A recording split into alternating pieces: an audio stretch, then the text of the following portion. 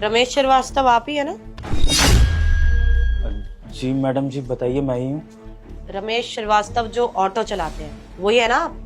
जी मैं ऑटो चलाता हूँ, बताइए। इस एरिया के जो डीएम है, उन्होंने आप लोगों को बुलाया उनके ऑफिस में।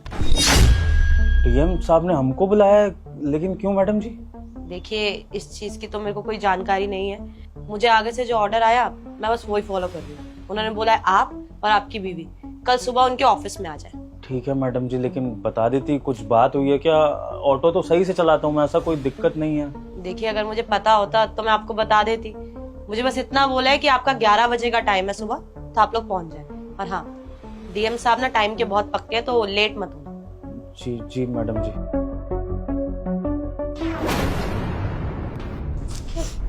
कोई बात हुई है क्या? अचानक क्यों बुलाया? आप जानते हैं उन्हें? अरे नहीं नहीं, मैं डीएम साहब को कहाँ जानूंगा भैया, गरीब आदमी ठहरे, कोई लेना देना ही नहीं सरकारी दफ्तरों से। और मैंने तो सुना था कि शहर में नए डीएम लगे हैं, तो उनसे तो हमारा वैसे ही कोई मतलब नहीं। मुझे समझ नहीं आ रहा कि मुझको क्यों याद किया है। अब तो कोई चारा नहीं है, चल लेंगे फिर सुबह। हाँ, अब बुलाया है डीएम साहब ने तो जाना तो पड़ेगा ही।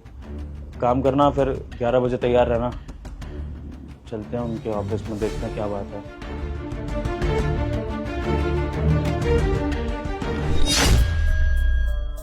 देखिए ना, कितना बड़ा ऑफिस है और कितना सुंदर है। हम छोटे लोग तो यहाँ आ ही नहीं सकते। भैया, डीएम साहब का दफ्तर है, बड़ा तो होगा ही ना। और ऐसे बड़े सरकारी दफ्तर में हम जैसे गरीबों को कौन ही बुलाता है। तो पता नहीं डीएम साहब ने हमको कैसे याद कर लिया। और मुझको समझ में ये नहीं आ रहा है कि हमें यहाँ पर हमारे अच्छे के लिए बुलाया गया है या हमारे बुरे के लिए। सही कह रहे हैं, लेकिन जो भी हुआ, हम तो ऐसे दफ्तर में कभी आने का सपने में भी नहीं सोच सकते। क्यों भैया? आप दोनों क्यों नहीं सोच सकते यहाँ पे आने का? हर्ष भाई, तू यहाँ? देखना जरा अपने हर्ष को, कैसे सूट बूट में, कैसे बड़ा आदमी लग रहा है। तू यहाँ डीएम साहब के दफ्तर में कैसे है? देवर जी, आप यहाँ क्या कर रहे हैं? समझती नहीं हो? डीएम साहब के दफ्तर में नौकरी कर रहा होगा जरूर, बड़ा आदमी बन गया है ना? डीएम साहब के दफ्तर में नौकरी कर रहा है। नहीं भैया, मैं डीएम साहब के यहाँ नौकरी नहीं करता। तो फिर डीएम साहब के दफ्तर में तू क्या कर रहा है छोटे? तू जानता है क्या डीएम साहब को? जानता हूँ भैया, इवन आप दोनों भी जानते हैं। हम कैसे जानेंगे? वो तो बहुत ही बड़े आदमी हैं।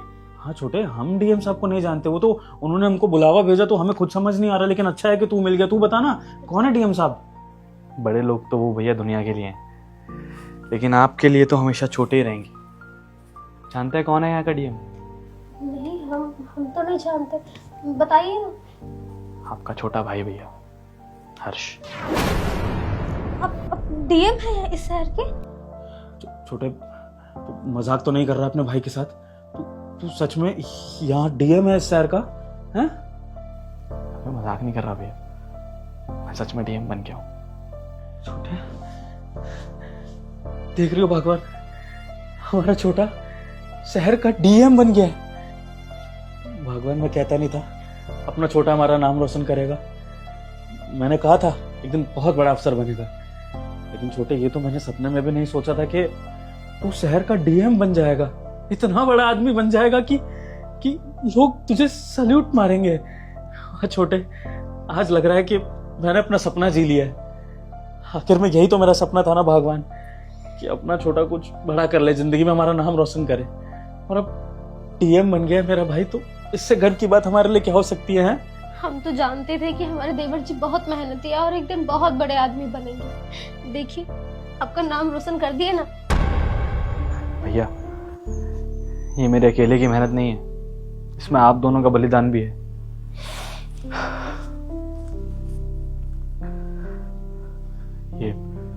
ये चेन याद है आप दोनों को? भैया, वो एक मदद चाहिए थी आपसे। अरे छोटे, तो खुल के बोलना, क्या मदद चाहिए? तेरा बड़ा भाई बैठा है, बता किस चीज की जरूरत है। भैया, वो गांव में रहकर ना पढ़ाई नहीं हो पा रही है, तो मैं शहर जाना चाहता हूँ, दिल्ली। वहाँ जाऊँगा तो रहने खाने का खर्चा भी होगा और कोचिंग भी लगानी पड़ेगी। अफसर बनना चाहता हूँ भैया, कब तक ऐसे गांव में धक्के खाता रहूँगा? अभी बैठ के हिसाब लगा रहा था तो कुछ 80,000 का बैठ रहा है 1 साल का खर्चा कोचिंग के साथ। अगर कुछ पैसा मिल जाता तो मेरा भविष्य सुरक्षित हो जाएगा भैया, इसलिए मांग रहा हूँ बस। 80,000। रुक 1 मिनट। कुमकुम, कुमकुम बाहर आओ जरा। जी आई। हाँ जी बोलिए। कुमकुम, अपने पास पैसा कितना पड़ा होगा घर में? पैसा तो कुछ नहीं है, बस राशन की है 2-3 हजार। कुछ भी नहीं है क्या? 5-10 हजार 20,000 कुछ तो रखा होगा। नहीं अभी तो कुछ भी नहीं है। छोटे को पैसा चाहिए था बाहर पढ़ाई करने के लिए, बड़ा अफसर बनने की तैयारी कर रहा है ना, तो बाहर जो बड़ी बड़ी कोचिंग होती है इसको वहां पर जाना था। अब उसके लिए छोटे को कम से कम 80,000 रुपये चाहिए। तुम मान लो 1 लाख रुपया चाहिए। बाहर रहेगा, खाएगा पिएगा, वो भी खर्चा होगा पढ़ाई के साथ। तो अब क्या कर सकते हैं ऐसा कि छोटे की मदद कर दे? इतना सारा पैसा तो नहीं है हमारे पास, आप ही बताइए क्या करना है फिर। अपना चेन दे सकती हो क्या? हमारी चेन, ये तो हमारे बाबा की आखिरी निशानी है। मानता हूँ आखिरी निशानी है तुम्हारे पापा की, लेकिन इस वक्त छोटे को हमारी जरूरत है और हम ही इसके माँ बाप है। अगर हम इसके काम नहीं आएंगे तो फिर ये अपना सपना कैसे पूरा करेगा? और वैसे भी चेन को बस गिरवी तो रखना है, जैसे ही अपना छोटा अफसर बन जाएगा, कमाने लगेगा, चेन वापस छुड़वा लेंगे, वरना छोटा अपनी भाभी को नई चेन बनवा देगा। दिक्कत क्या है? भविष्य के लिए इतना तो हम कर ही सकते हैं ना छोटे के। सही बोल रहे हैं आप, रुकिए। भैया नहीं, कैसी बातें कर रहे हैं आप? मैं अपने स्वार्थ के लिए ना भाभी से ये चेन नहीं ले सकता। अरे उनके पापा की आखिरी निशानी है। कोई बात नहीं, मैं गांव में रह के पढ़ाई कर लूंगा, नहीं बनूंगा कुछ, कोई बात नहीं, लेकिन ये सब नहीं भैया। छोटे बात तो सुन। देखिए सोना जेवरात ये किस दिन के लिए काम आता है? इसी दिन के ना कि घर में कोई मजबूरी आ जाए, कोई बात हो जाए, तो उसके लिए हम इस सोने को इस्तेमाल कर सके। और आज तो तुझे सबसे ज्यादा जरूरत है सोने की, क्योंकि तेरा भविष्य निर्भर करता है इस पर। देख आज अगर ये चेन चली जाएगी ना तो कुछ नहीं बिगड़ेगा, लेकिन अगर तेरा भविष्य नहीं बन पाया ना तो सारी जिंदगी तुझे भी यहाँ गांव में धक्के खाने पड़ेंगे, और वो मैं नहीं चाहता। तो तू बस शांत रह, हम जो कर रहे हैं हमें पता है हम क्या कर रहे हैं, हम तेरे बड़े हैं, जो भी करेंगे तेरे भले के लिए। तू हमारी चिंता मत कर, तू बस अपनी पढ़ाई की चिंता कर। लाओ कुमकुम, तुम चेन लाओ। लीजिए। या शांत हो जा छोटे, ये ले, इससे तेरी पढ़ाई का इंतजाम हो जाएगा। तुझे जहां भी जाना है अच्छे से जाकर अपनी पढ़ाई कर, और तेरी भाभी और मेरा आशीर्वाद है, खूब बड़ा अफसर बन के हम दोनों का नाम रोशन करिए। शुक्रिया भैया। अरे बस। खूब तरक्की करना देवर जी, इस गांव के ना पहले अफसर बन के आना आप।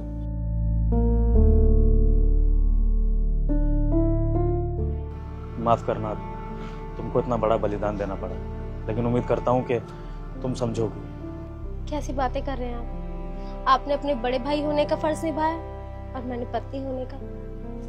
सच में बहुत अच्छी पत्नी हो तुम। छोटे ये चेन तूने बेची नहीं थी, तेरे पास कैसे? हिम्मत ही नहीं हुई भैया बेचने की। भाभी के पापा की आखिरी निशानी थी, कैसे बेच सकता था? इसलिए ज्यादा मेहनत की, रात में पढ़ाई की और दिन में काम, ताकि एक दिन भाभी को ये चेन वापस लौटा सकूं। लीजिए भाभी। और भैया सच कहूं तो जो आप दोनों ने मेरे लिए किया है ना, शायद मेरे सगे माँ बाप भी मेरे लिए नहीं कर पाते। आप दोनों ने कभी ये फील ही नहीं होने दिया कि मेरे माँ बाप नहीं है या आप मेरे चचेरे भाई हो। हमेशा अपने बच्चों की तरह रखा।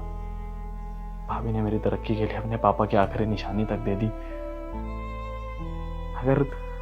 अगर आज आप दोनों नहीं होते ना मेरी जिंदगी में, तो कहीं गांव में होता, मैं कहीं भटक रहा होता लोगों के साथ। आज तक आप दोनों ने मुझे बहुत खुश दिया। और एक आखिरी बार आपका छोटा भाई आपसे कुछ मांगना चाहता है। कैसी बातें कर रहे देवर जी, आप कुछ भी मांगे, हम सब करने के लिए तैयार है आपके लिए। भैया आज मेरे पास अच्छी नौकरी है, अच्छा घर है, सिक्योरिटी है, पावर है, बस एक चीज की कमी है, एक परिवार की। और अब मैं वो परिवार पूरा करना चाहता हूँ।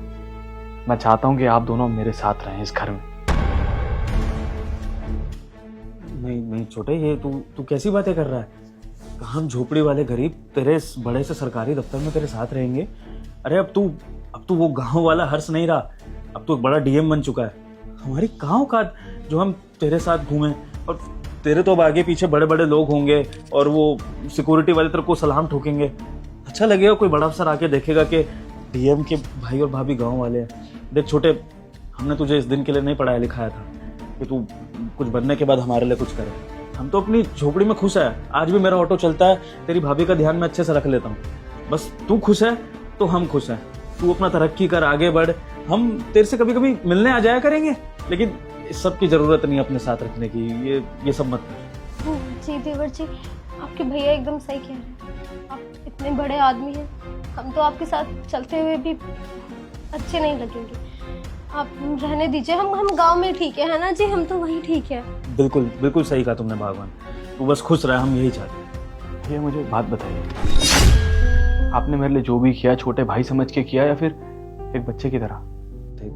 ताऊ जी ताई जी के जाने के बाद तो तू हमारे साथ ही पला बड़ा है। मैंने तेरा बड़े भाई की तरह, मैं यूं कह ले तेरे बाप की तरह तेरा ख्याल रखा है। तो मानता तो मैं तुझे अपने बच्चे जैसा ही हूँ, और तेरी भाभी भी तुझे अपने बच्चे जैसा ही मानती है।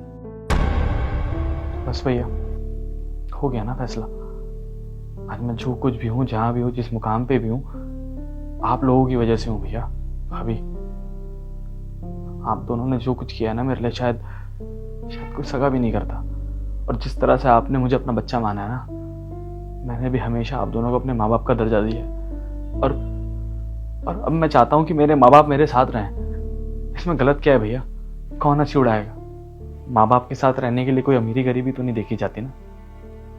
प्लीज, आप दोनों के आगे हाथ जोड़ता हूँ, मना मत कीजिए। देख रही हो भगवान, हमारे छोटे के संस्कार। मुझे आज इस बात की ज्यादा खुशी है कि बड़ा अफसर बनने के साथ साथ इसमें से हमारे संस्कार नहीं रहे, इसमें अहंकार नहीं आया। और इस बात से मैं बहुत प्रसन्न हूँ छोटे।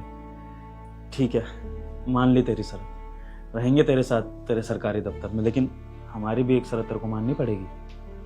जैसा आप कहेंगे भैया वैसा ही होगा। बताइए। आज के बाद तू मुझको अपना चचेरा भाई नहीं बोलेगा।